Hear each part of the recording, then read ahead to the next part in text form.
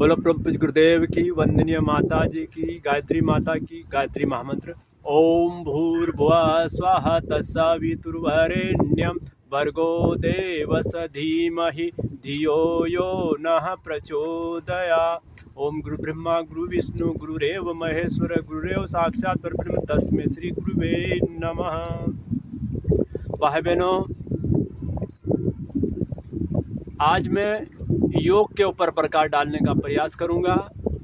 वैसे ये योग के बारे में मैंने गुरुदेव का जो वाङ्मय नंबर 4 है, साधना पद्धति का ज्ञान और विज्ञान, उसी से मैंने ये लिया गया है, जिसमें गुरुदेव ने महर्षि पतंजलि का, महर्षि अरविंद घोष पतंजलि से गुरुदेव ने इसका व्याख्यान की गई है।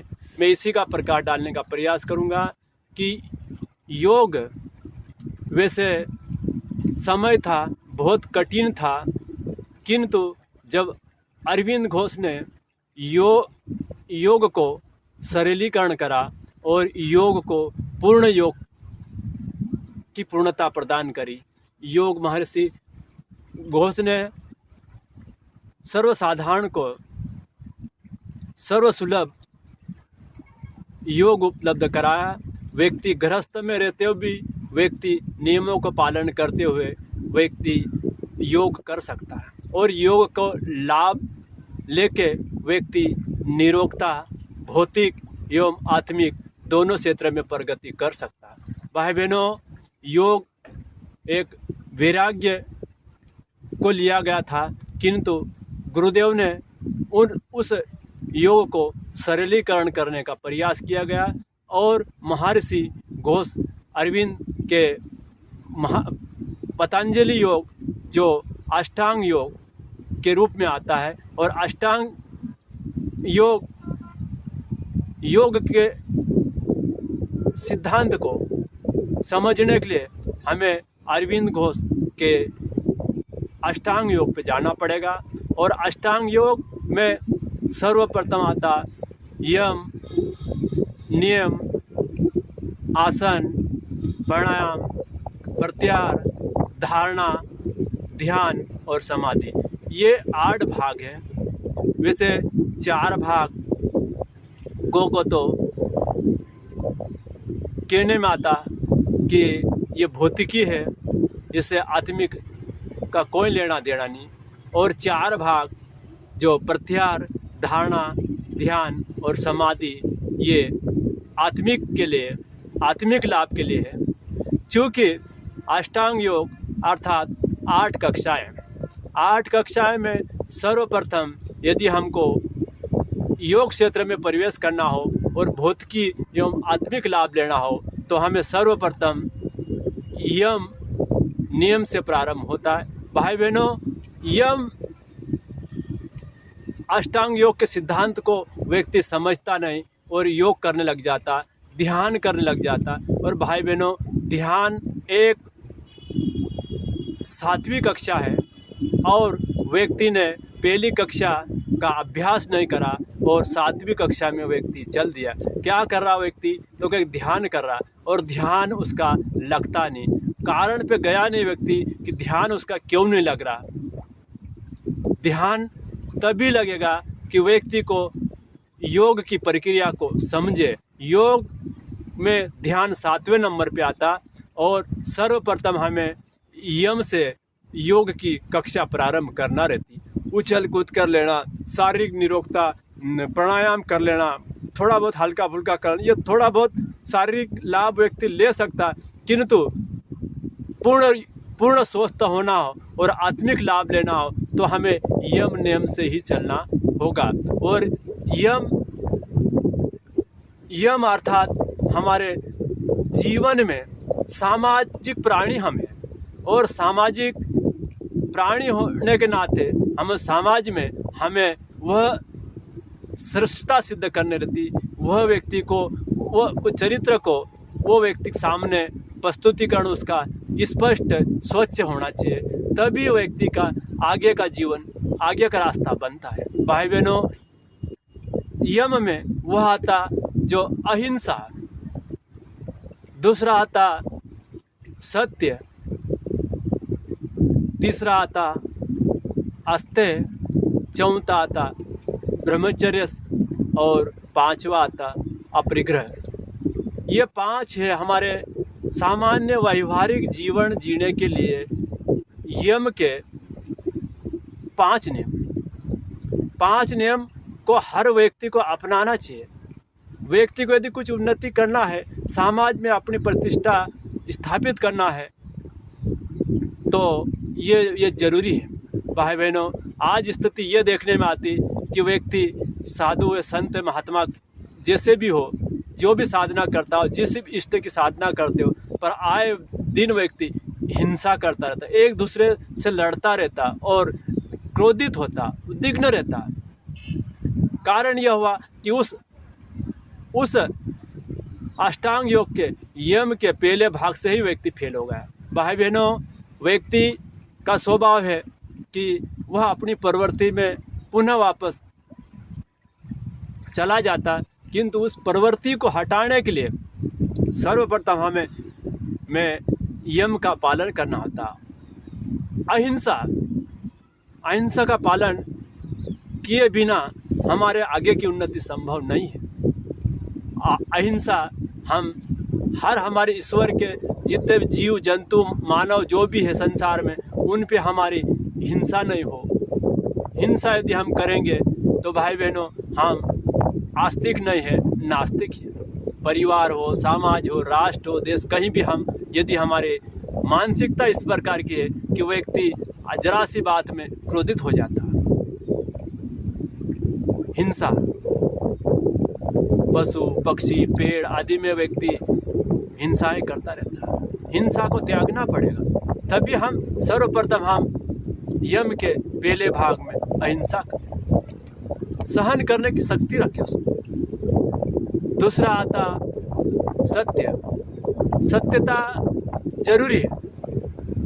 सत्यता अपनाए बिना व्यक्ति का जीवन का उद्धार होना संभव नहीं है। व्यक्ति आए दिन झूठ बोलता रहता, व्यक्ति नाना प्रकार के ढोंग ढतोरा करता रहता, व्यक्ति धर्म के नाम से नाना प्रकार के कपड़े ओढ़ लेगा, नाना प्रकार के दाढ़ी बाल बना लेगा, जूते छोड़ देगा, कपड़े छोड़ देगा, मतलब त्याग की भावना लोगों के सामने बताएगा, किंतु व्यक्ति सत्यता का पालन नहीं करता।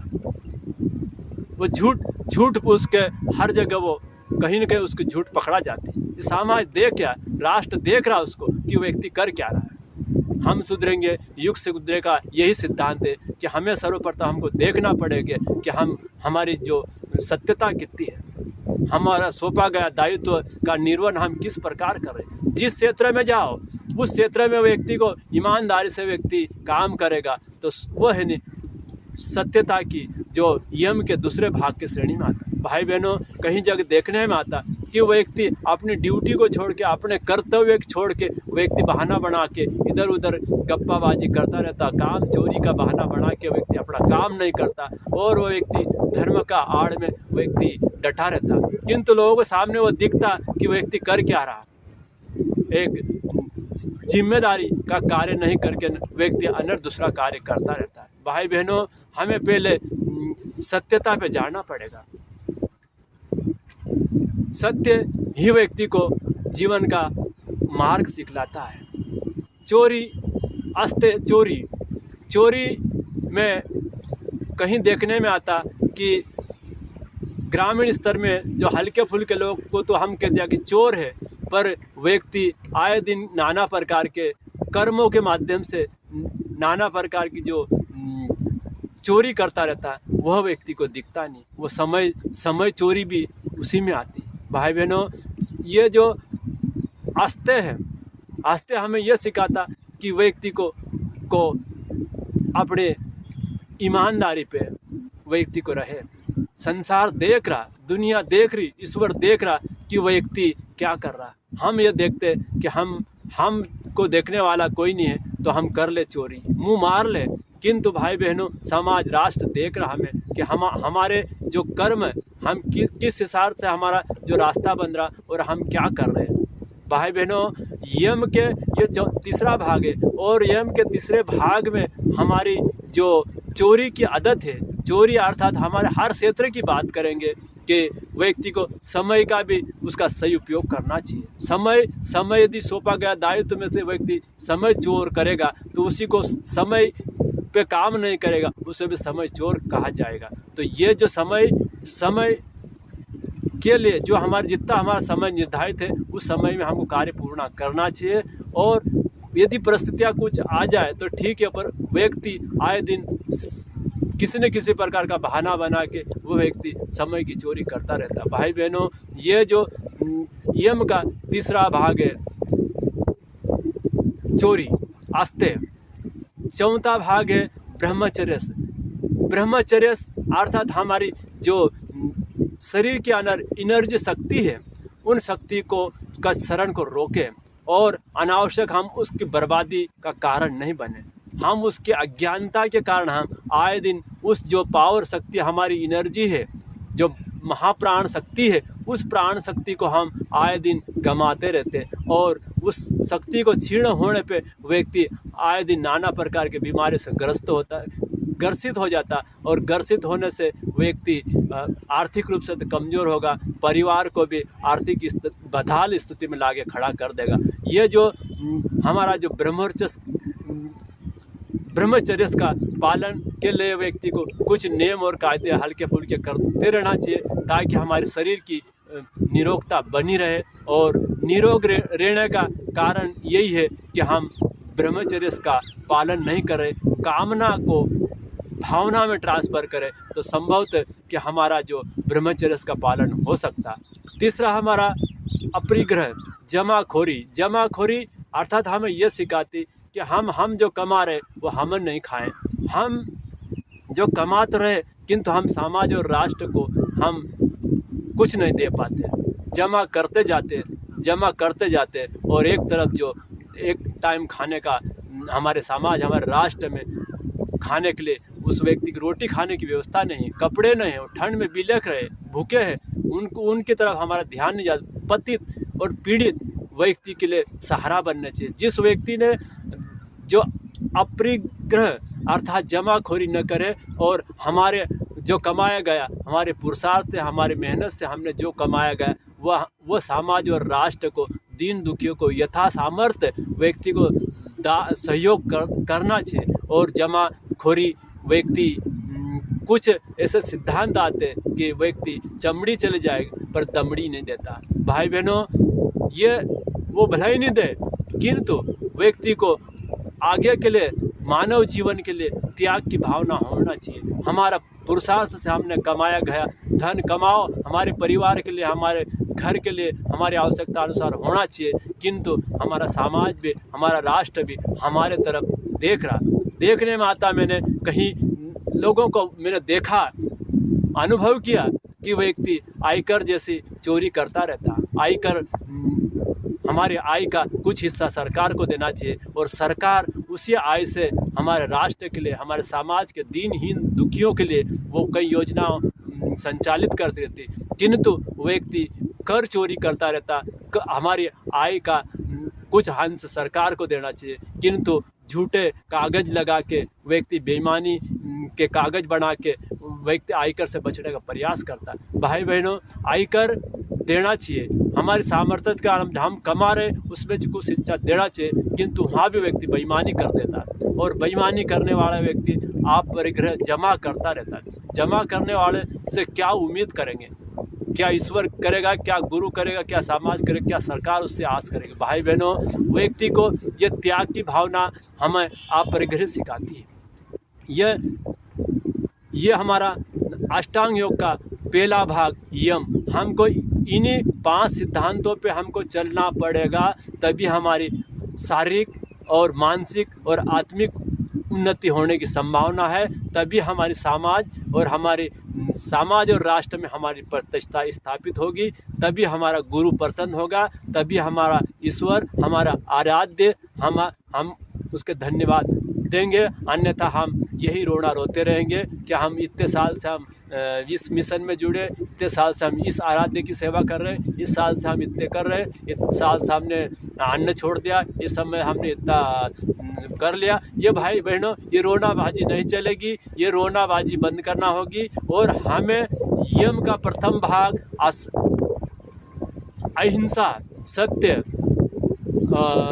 आस्तेय, ब्रह्मचर्य और अपरिग्रह, ये 5 सिद्धांतों के नियमों को कुछ हद तक हमें पालन करना चाहिए। ओम शांति शांति शांति। बोलो गंगा मैया की जय।